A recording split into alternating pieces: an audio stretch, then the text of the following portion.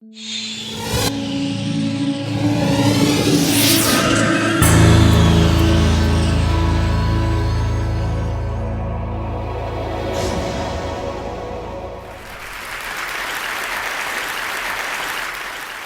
heard this amazing story about Miuccia Prada. She's an Italian fashion designer. She goes to this vintage store in Paris with a friend of hers. She's rooting around. She finds this one jacket by Balenciaga. She loves it. She's turning it inside out. She's looking at the seams. She's looking at the construction. Her friend says, "Buy it already." She said, I'll buy it, but I'm also going to replicate it. Now, the academics in this audience may think, well, that sounds like plagiarism. But to a fashionista, what it really is a sign of Prada's genius, that she can root through the history of fashion and pick the one jacket that doesn't need to be changed by one iota and to be current and to be now. You might also be asking whether it's possible that this is illegal for her to do this. Well, it turns out that it's actually not illegal. In the fashion industry, there's very little intellectual property protection. They have trademark protection, but no copyright protection, and no patent protection to speak of. All they have really is trademark protection. And so it means that anybody could copy any garment on any person in this room and sell it as their own design. The only thing that they can't copy is the actual trademark label within that piece of apparel. That's one reason that you see logos splattered all over these products. It's because it's a lot harder for knockoff artists to knock off these designs, because they can't knock off the logo. But if you go to Santee Alley, Canal Street, I know. And sometimes these are fun, right? Now, the reason for this, the reason that the fashion industry doesn't have any copyright protection is because the courts decided long ago that apparel is too utilitarian to qualify for copyright protection. They didn't want a handful of designers owning the seminal building blocks of our clothing, and then everybody else would have to license this cuff or this sleeve because Joe Blow owns it. But too utilitarian? I mean, is that the way you think of fashion? This is Vivienne Westwood. No! We think of it as maybe too silly, too unnecessary. Now, those of you who are familiar with the logic behind copyright protection, which is that without ownership there is no incentive to innovate, might be really surprised by both the critical success of the fashion industry and the economic success of this industry. What I'm going to argue today is that because there's no copyright protection in the fashion industry, fashion designers have actually been able to elevate utilitarian design, things to cover our naked bodies, into something that we consider art. Because there's no copyright protection in this industry, there's a very open and creative ecology of creativity. Unlike their creative brothers and sisters who are sculptors or photographers or filmmakers or musicians, fashion designers can sample from all their peers' designs. They can take any element from any garment from the history of fashion and incorporate it into their own design. They're also notorious for, riffing off of the zeitgeist, and here I suspect they were influenced by the costumes in Avatar. Maybe just a little. Can't copyright a costume either. Now, fashion designers have the broadest palette imaginable in this creative industry. This wedding dress here is actually made of sporks. And this dress is actually made of aluminum. I've heard this dress actually sort of sounds like wind chimes as they walk through. So one of the magical side effects of having a culture of copying, which is really what it is the establishment of trends. People think this is a magical thing. How does it happen? Well, it's because it's legal for people to copy one another. Some people believe that there are a few people at the top of the fashion food chain who sort of dictate to us what we're all going to wear. But if you talk to any designer at any level, including these high-end designers, they always say their main inspiration comes from the street, where people like you and me remix and match our own fashion looks, and that's where they really get a lot of their creative inspiration. So it's both a top-down and a bottom-up kind of industry. Now, the fast fashion giants have probably benefited the most from the lack of copyright protection in the fashion industry. They are notorious for knocking off high-end designs and selling them at very low prices. And they've been faced with a lot of lawsuits. But those lawsuits are usually not won by fashion designers. The courts have said over and over again, you don't need any more intellectual property protection. When you look at copies like this, it's like you wonder, how do the luxury high-end brands remain in business? If you can get it for $200, why pay $1,000? Well, that's one reason we had a conference here at USC a few years ago. We invited Tom Ford to come. The conference was called Ready to Share, Fashion and the Ownership of Creativity. And we asked him exactly this question. Here's what he had to say. He had just come off a successful stint as the lead designer at Gucci, in case you didn't know. And we found, after much research, that actually, not much research, quite simple research, that the counterfeit customer was not our customer. Imagine that. The people on Santee Alley are not the ones who shop at Gucci. This is a very different demographic. And, you know, a knockoff is never the same as an original high-end design, at least in terms of the materials. They're always made of cheaper materials, but even sometimes a cheaper version can actually have some charming aspects, can breathe a little extra life into a dying trend. There's lots of virtues of copying. One that a lot of cultural critics have pointed to is that we now have a much broader palette of design choices to choose from than we ever have before. And this is mainly because of the fast fashion industry, actually. And this is a good thing. We need lots of options. Fashion, whether you like it or not, helps you project who you are to the world. Because of fast fashion, global trends actually get established much more quickly than they used to. And this actually is good news to trendsetters. They want trends to be set so that they can move product.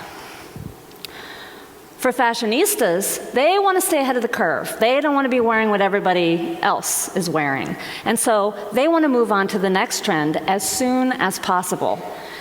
I tell you, there is no rest for the fashionable. Every season, these designers have to struggle to come up with a new fabulous idea that everybody's going to love. And this, let me tell you, is very good for the bottom line. Now, of course, there's a bunch of effects that this culture of copying has on the creative process. And Stuart Weitzman is a very successful shoe designer. He has complained a lot about people copying him. But in one interview I read, he said, you know, it's really forced him to up his game. He had to come up with new ideas, new things that would be hard to copy. He came up with this Bowden wedge heel that has to be made out of steel or titanium. If you make it from some sort of cheaper material, it'll actually crack in two. It forced him to be a little more innovative. And that actually reminded me of jazz great Charlie Parker. I don't know if you've heard this anecdote, but I have. He said that one of the reasons he invented bebop was that he was pretty sure that white musicians wouldn't be able to replicate the sound. He wanted to make it too difficult to copy. And that's what fashion designers are doing all the time. They're trying to put together a signature look, an aesthetic that reflects who they are. When people knock it off, everybody knows because they've put that look out on the runway, and it's a coherent aesthetic. Oh, I love these Gallianos. Okay, we'll move on. This is not unlike the world of comedy. I don't know if you know that jokes also can't be copyright protected. So when one-liners were really popular, everybody stole them from one another. But now we have a different kind of comic. They develop a persona, a signature style, much like fashion designers. And their jokes, much like the fashion designs by a fashion designer, really only work within that aesthetic. If somebody steals the joke from Larry David, for instance, it's not as funny. Now, the other thing that fashion designers have done to survive in this culture of copying is they've learned how to copy themselves. They knock themselves off. They make deals with the fast fashion giants, and they come up with a way to sell their product to a whole new demographic, the Santee Alley demographic. Now, some fashion designers will say, it's only in the United States that we don't have any respect. In other countries, there is protection for our artful designs. But if you take a look at the two other biggest markets in the world, it turns out that the protection that's offered is really ineffectual. In Japan, for instance, which I think is the third largest market, they have a design law, it protects apparel, but the novelty standard is so high, you have to prove that your garment has never existed before. It's totally unique. And that's sort of like the novelty standard for a US patent, which fashion designers never get, rarely get here in the States. In the European Union, they went in the other direction. Very low novelty standard. Anybody can register anything. But even though it's the home of the fast fashion industry, and you have a lot of luxury designers there, they don't register their garments generally, and there's not a lot of litigation. It turns out it's because the novelty standard is too low. A person can come in and take somebody else's gown, cut off 3 inches from the bottom, go to the EU and register it as a new original design. So that does not stop the knockoff artists. If you look at the registry, actually, a lot of the registered things in the ER are Nike t-shirts that are almost identical to one another. But this has not stopped Diane von Furstenberg. She is the head of the Council of Fashion Designers of America, and she has told her constituency that she is going to get copyright protection for fashion designs. The retailers have kind of quashed this notion, though. I don't think the legislation is going anywhere because they realized it is so hard to tell the difference between a pirated design and something that's just part of a global trend. Who owns a look? That is a very difficult question to answer. It takes lots of lawyers and lots of court time, and the retailers decided that would be way too expensive. You know, it's not just the fashion industry that doesn't have copyright protection. There's a bunch of other industries that don't have copyright protection, including the food industry. You cannot copyright a recipe because it's a set of instructions, it's fact. And you cannot copyright the look and feel of even the most unique dish. Same with automobiles. It doesn't matter how wacky they look or how cool they look. You cannot copyright the sculptural design. It's a utilitarian article, that's why. Same with furniture. Even, you know, it's too utilitarian. Magic tricks, I think they're like instructions, sort of like recipes, no copyright protection. Hairdos, no copyright protection. Open source software, these guys decided they didn't want copyright protection. They thought it'd be more innovative without it. It's really hard to get copyright for databases. Tattoo artists, they don't want it. It's not cool. They share their designs. Jokes, no copyright protection. Fireworks displays. The rules of games. The smell of perfume, no. And some of these industries may seem sort of marginal to you, but these are the gross sales for low IP industries, industries with very little copyright protection, and there's the gross sales of films and books. It ain't pretty. So you talk to people in the fashion industry and they're like, shh, don't tell anybody we can actually steal from each other's designs. It's embarrassing.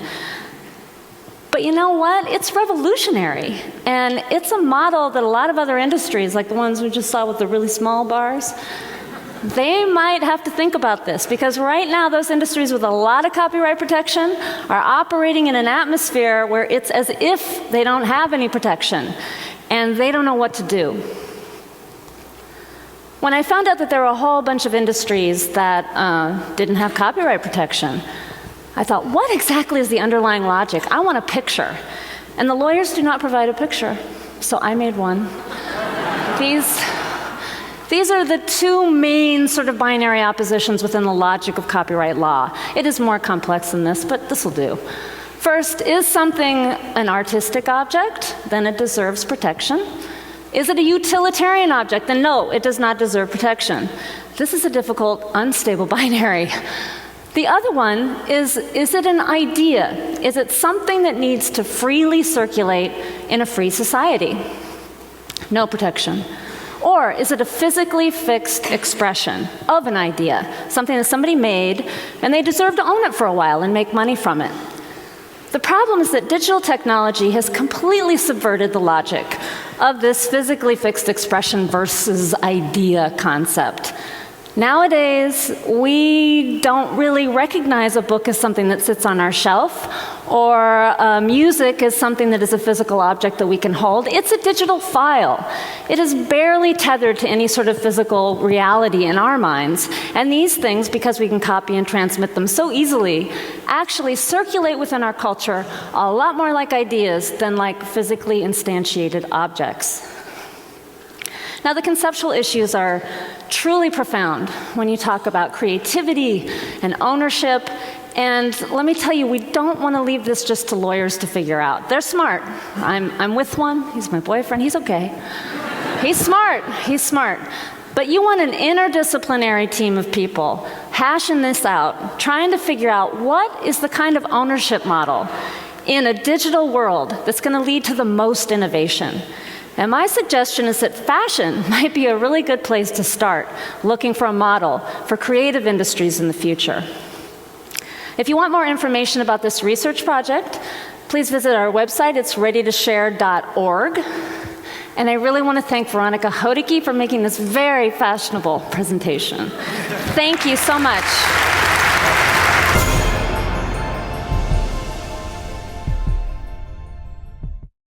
Investment in broadband high-speed internet can help small businesses create new American jobs. Small businesses are being formed, dreams are being launched. And at AT&T, we're investing billions to upgrade and build out our wired and wireless networks. Now is not the time to stall momentum or stifle innovation or investment. Jobs, dreams, and the future are at stake. AT&T, your world delivered.